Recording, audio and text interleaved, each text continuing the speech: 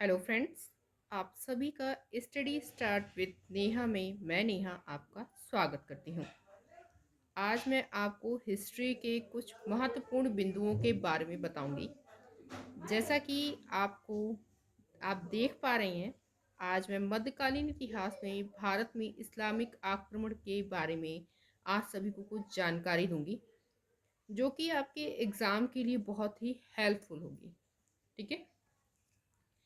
इतिहास को एक कहानी की तरह यदि पढ़ा जाए तो वो बहुत जल्दी याद होता है। इसीलिए मैं आपके सामने आज एक बहुत ही महत्वपूर्ण जानकारी को कहानी के रूप में प्रस्तुत करूंगी, कहानी के रूप में आपको बताऊंगी, जैसा कि वो आपको याद करने में बहुत ही अ, अच्छा लगे और आपको उसे सुनने में अच्छा लगे और याद भी बहुत जल्द से जल्द हो जाए। ठीक है। तो आज हम पढ़ रहे हैं भारत में इस्लामिक आक्रमण। ठीक है। भारत पर पहला सफल मुस्लिम आक्रमण 712 ईस्वी में अरब आक्रमणकारी मोहम्मद बिन कासिम के द्वारा हुआ था। उस समय मोहम्मद बिन कासिम जो था वो 17 वर्ष की आयु का था। ठीक है।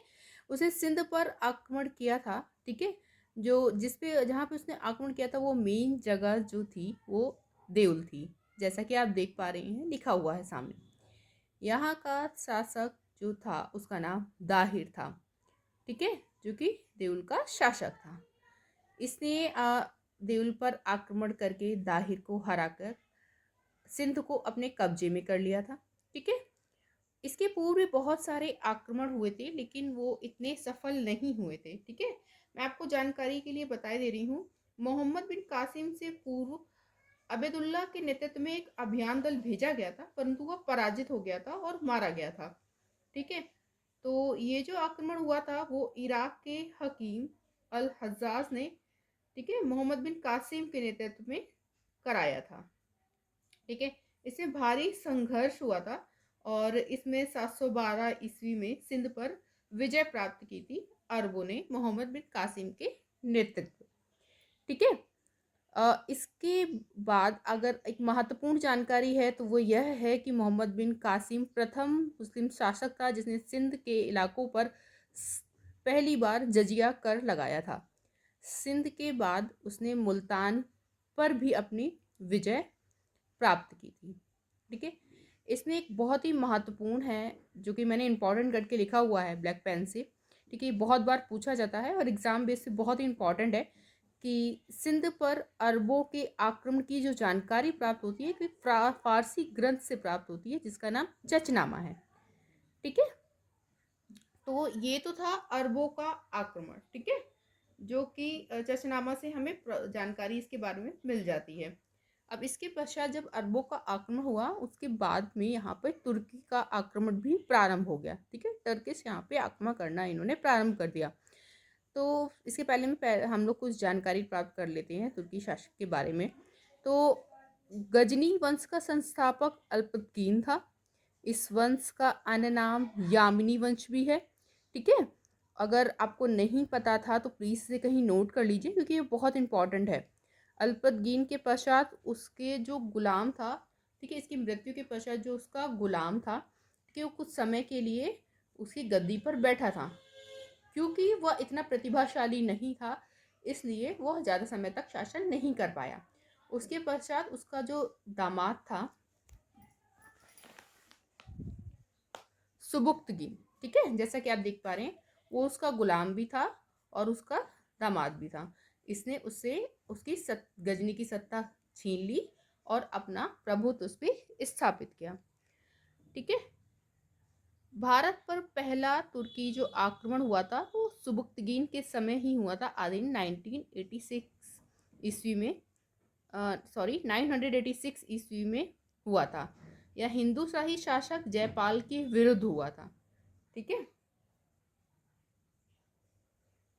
और इसके बाद सुबुक्तगीन का पुत्र ही था। ठीक है। जैसे कि आपने हिस्ट्री में पहले भी पढ़ा होगा कि मोहम्मद गजनवी ने भारत पर 17 बार आक्रमण किया था। तो ये मोहम्मद गजनवी ही सुबुक्तगीन का पुत्र था। ठीक है। इसने भारत पर कुल 17 बार आक्रमण किया था। इसका समर्थन हेनरी इलियट, एक प्रसिद्ध इतिहासकार है, उन्होंने किया है। कुछ इतिहासकारों का मानना है कि इसके आक्रमणों की संख्या कम थी, मात्र 12 ही थी। लेकिन इसने जो भारत पे आक्रमण किए थे, जो सर्वमान्य मत है वो 17 है। ठीक है, तो हम 17 के साथ ही जाएंगे। मोहम्मद गजनवी के आक्रमण का उद्देश्य भारत में अपना साम्राज्य स्थापित करना नहीं था, अपितु धन लूटना था। ठीक है, जो तुर्कियों का पहला आक्रमण था वो 1001 ईस्वी में हिंदू शाही शासक जयपाल के विरुद्ध हुआ था। इस युद्ध में जयपाल पराजित हुआ था और वो उस पराजय को नहीं सहन कर पाया था, इसलिए उसने आत्महत्या कर ली थी। और इसके अलावा ये जो मोहम्मद गजनवी की जो लूट थी, धन लूट से प्रसन्न होके ये जो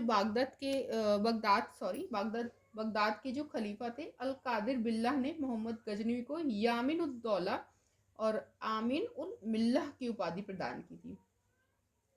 ठीक है, इसके अलावा 1006 ईस्वी में मोहम्मद गजनवी ने मुल्तान पर आक्रमण किया, जहां का शासक अब्दुल फतेह दाऊद था। ठीक है, मुल्तान को जो बहुत इंपॉर्टेंट एक है, जो कि मैंने इंपॉर्टेंट करके अलग से लिखा है, जो कि देखिए जो भी इंपॉर्टेंट है बहुत ज़्यादा, जो बार बार एग्जाम में पूछा जाता है, उसको मैंने इंपॉर्टेंट करके अलग से ब्रैकेट में लिखा हुआ है। ठीक है, वो मुल्तान को मुस्लिम आक्रमणकारियों द्वारा स्वर्ण नगरी नाम दिया गया है। ठीक है, तो आज के लिए बस इतना ही, मैं यहाँ तक ही बनाऊंगी इस वीडियो को। और अगर आपको ये पसंद आती है तो इसे प्लीज़ लाइक एंड सब्सक्राइब कीजिएगा। इसके आगे की जानकारी आपको दूसरी वीडियो से प्राप्त होगी, जिसमें मोहम्मद गजनवी के साथ कौन कौन इतिहासकार भारत आए, किस किस प्रकार की बुकें लिखी गई, उसका कौन दरबारी कवि था या फिर दरबारी इतिहासकार था, आगे की जानकारी आगे की वीडियो में मिलेगी। प्लीज़ इसे लाइक एवं सब्सक्राइब करें। Thank you.